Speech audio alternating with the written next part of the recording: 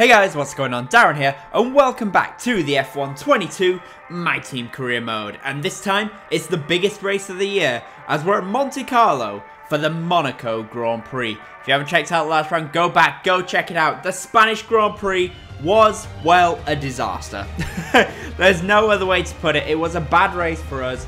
We did not finish the Grand Prix, and after having a DNF and a P9 finish in Miami, we really need to get our season back on track, and that is what we're going to do this weekend at Monaco. This is a season where our season gets... That didn't make any sense. This is the race where our season gets back on track, and we will do our best to try and win this Monaco Grand Prix this weekend. But if we are to win the Monaco Grand Prix, we need to have a very strong qualifying session, so let's jump straight into qualifying here in Monaco. This is our first attempt in qualifying. Of course, for those new to the channel, we do short qualifying here in Season 3 because we do have a tyre wear mod which severely increases tyre wear. And, well, there we go on our first lap. We spin at Rascasse. So, yep, not a good start. Not a good start. We've had a bad Miami, a bad Spain, and, well, we've so far had a dreadful start to qualifying here in Monaco. At some point this weekend, we will get our season back underway, though. I promise you. Anyway, you can see now as we end our first lap, we set a 1 minute 29.9. So we at least were below 1 minute 30. So that is decent. I'll take that. Anyway, here we go now in the second running qualifying. We're still on the same set of tyres. We actually just went again on the same set of tyres. Despite the tyre wear mod severely increasing tyre wear, we were able to go again. And you can see this time we have made a 17-second improvement. And at the line, it's a 112.8. It currently sees us in P4. But as we skip to the end of qualifying, you can see that actually drops us all the way down to P12. And this is our final run as we go through the swimming pool section into Rascasse through the swimming pool. We were so close to the wall. We got a big snap of oversteer on the exit of Rascasse, but we catch it unlike in the first run. And on the exit of Anthony notices a run to the line. Where are we going to be? It's P4 for the Monaco Grand Prix. Let's see what we can do from there in the Grand Prix itself. It's time for the Monaco Grand Prix. Formula One returns to Monte Carlo once again today, home to the world-famous Monte Carlo casino that first opened in 1863. And of course a certain road race first held in 1929. There's no greater an occasion, no more valuable a win than the Monaco Grand Prix. The astonishing Circuit de Monaco is, for all intents and purposes, virtually unchanged since its inaugural race back in 1929. The faster cars of today ensure the 19 corners past the casino and along the seafront remain as thrilling as ever. A 2.1 mile lap here takes us around an entire country, yet never more than inches from the race-ending barriers. Off the back of a fantastic qualifying session, it's time to see how our starting grid looks like for today's race. An immense lap from Carlos Sainz yesterday puts him in pole position. Sergio Perez lines up alongside. As we continue through the rest of the grid today, we have Hamilton, Verstappen, Bennett and Prost, Leclerc, Fernando Alonso, Gasly and Esteban Ocon, Magnussen, Ricciardo, Teo Pourchaire and Stroll, Albon, Joe, Robert Schwartzman and Mick Schumacher, Tsunoda, Oscar Piastri, Latifi, they'll be starting further back after an earlier grid penalty, and Lando Norris starts from the back of the grid. It's almost time for those 5 red lights to go out then. Let's see who can prevail today.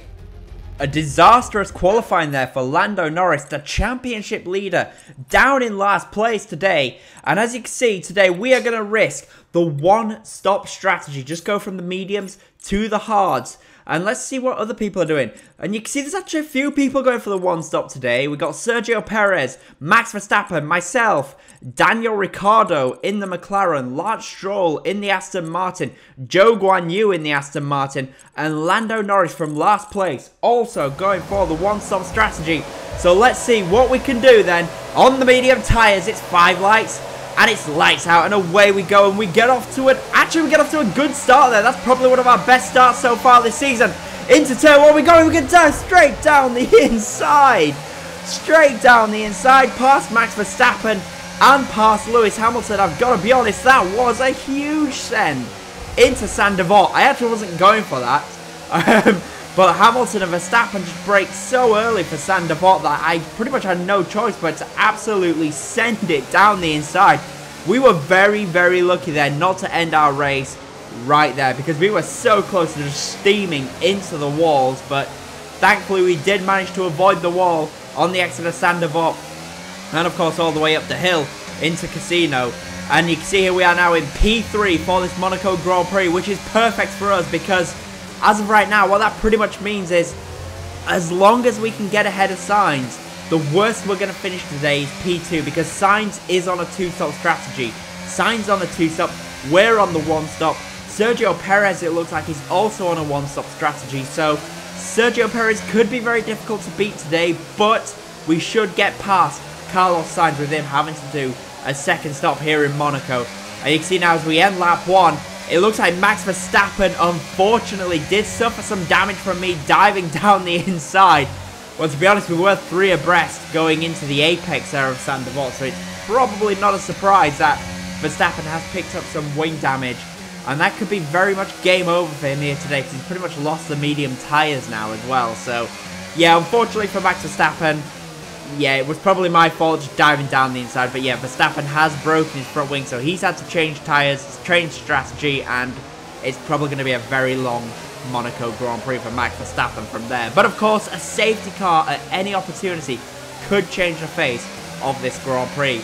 You can see here we are on lap 2, and we're closing in on Perez, Carlos Sainz. And you can see that we took a very slight look down the inside there into the chicane. And that got me thinking that, do you know what?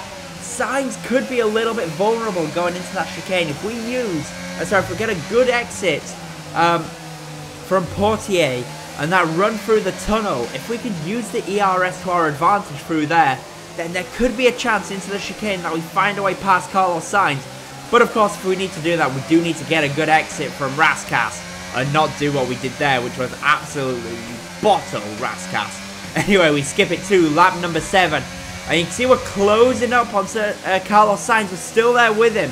And the gap now is only 4 tenths. You make that 3 tenths of a second. I think the soft tyres on Carlos Sainz are starting to drop off now. And we've reached that crossover phase where the mediums are much faster than the soft compound tyres. And you can see here, we are all over the back of Carlos Sainz. Sainz there almost lost it going into that corner. Had to take another stab at it. And on the exit of Portier, he got a big bout of oversteer, but we do too. But we still got better traction from him. And now down the inside into the Nouvelle chicane. We go for it down the inside on Carlos Sainz, just as I was saying on lap number 2. And through we go past Sainz. And that is us now up to P2 here in Monte Carlo. And we go to the end of lap number 7. Starts at lap 8. And into the pits does come the likes of Alain Prost, Lewis Hamilton, Fernando Alonso and so on. But Carlos Sainz has opted to stay out for one more lap, which is very interesting, because we go down to the end of lap number 8. And Carlos Sainz is now 2 seconds behind us. So he lost a whole heap of time there by staying out that 1 extra lap on those used soft tyres. And Sainz now dives into the pits. And we skip it all the way to lap number 12 because, well, for us, not really that much has happened. But you can see we've got a yellow flag, and it's for the Red Bull of Max Verstappen. Verstappen is out of the Monaco Grand Prix, and his disastrous weekend comes to a very disastrous end. Anyway, we skip it now to lap number 16. And you can see into the pits comes Sergio Perez, surely to get off those mediums onto a set of hard compound tyres. But no, Sergio Perez has opted to go from the mediums to the soft compound tyres. And you can see we dive into the pits with 90% worn front left tyres. And we're going to go from the mediums to the hard compound tyres, which will take us until the end of this Grand Prix. It's very interesting that Sergio Perez has gone soft, because for the entire time I was asking the engineer what tyres is Perez going to, and he said he was on a one-stop strategy, which would mean he was going from the mediums to the hards, but he has opted to go to soft tyres. And look at this for us, Hamilton's just got out in front of us, and that is a disaster because, as you can see on the minimap, Perez is also ahead of Sainz. And that's a disaster for us, because if he was behind Sainz, it would be very easy for us to get ahead of him, because Perez now has to stop again. However, with him being ahead of him on fresh softs, it could be tricky for us to actually close that gap to Sergio Perez. But there is a chance that we can do it, and we can only do it if we can get past Lewis Hamilton as quickly as possible. So that's what we're going to do now, is go through the tunnel. You can see we're using all the ERS now, and we're going to go down the inside of Lewis Hamilton, and boom, down the inside, past Lewis Hamilton. That is us up to P3 here in Monaco, and that is crucial for us in this Grand Prix if we are to find a way past Sergio Perez. You can see he's gone to the end of lap 22. Into the pits comes Sainz for a set of hard compound tyres, and the gap between us and Sergio Perez is 14 seconds, and Sergio Perez is going to have to stop again. If we can keep it at about 14 seconds, we're going to jump Perez. And you can see he's going to later in lap 23. We've actually got that gap down to 13 seconds as Perez dives into the pits. So it's 13 seconds between us and Checo Perez. Are we going to be able to get ahead of Sergio Perez? And if we do, we will take the lead at this Monaco Grand Prix. Here we go now. We're on the run to the line. There's Perez. Through we go past Sergio Perez. And that is us into the lead of the Monaco Grand Prix. We've done it. We have taken the lead of the Monaco Grand Prix, and with about 15 laps left to go, which is still a very long way, it's just a matter of us now just parking the bus, park it on the apex, and Perez won't be able to do anything. You can see he's going to the end of lap 37. Perez is all over the back of us, and here we go. He's got the DRS, and is he going to go for it? He's going to go for a move around the outside, but we just park it on the apex, and there's nothing Perez can do. And we go now to the end of the penultimate lap, and we're going to start the final lap here in Monaco. And well, for us, once we got ahead of Perez, we pretty much just dropped our pace off, because we weren't lapping much faster than Perez. And then once we got ahead of him, we just backed off to save the tyres and save the ERS for this final lap, because this is the last opportunity where Perez is going to have a chance to get past us. And if there's any lap Perez is going to get us, it's here on the last lap, because we know that the AI saved the ERS. So that's exactly what I did as well. I opted to save all the ERS, and now we just need to get good exits from corners. And if we do that, there's not really that much that Perez can do. We need to get a good exit from here, and we do. We get off to a good exit. We don't get any wheel spin. We save the rear tyres, and that means Perez is not going to be able to do anything into the Nouvelle chicane. He had a quick glance, but quickly backed out of it. And now here we go, through to back, and there's nothing Perez can do here. Although he's going to go for it down the inside. A brave attempt there by Perez, but there was nothing he could do there. And through the swimming pool, there's really nothing he can do through swimming pool. And now maybe into Rascas, but if we just cover the inside, like we have done, there's not really anything he can do.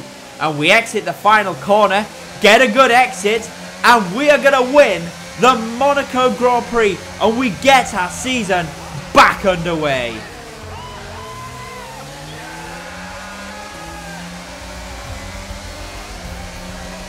Absolutely awesome. Just amazing, Ed. Well done.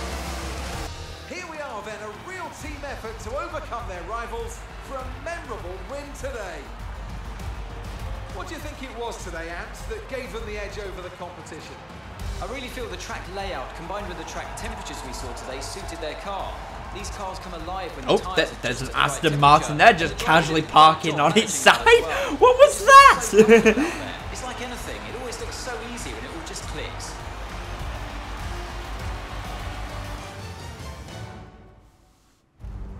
The faces on our top three look so incredibly happy as they make their way up to the podium.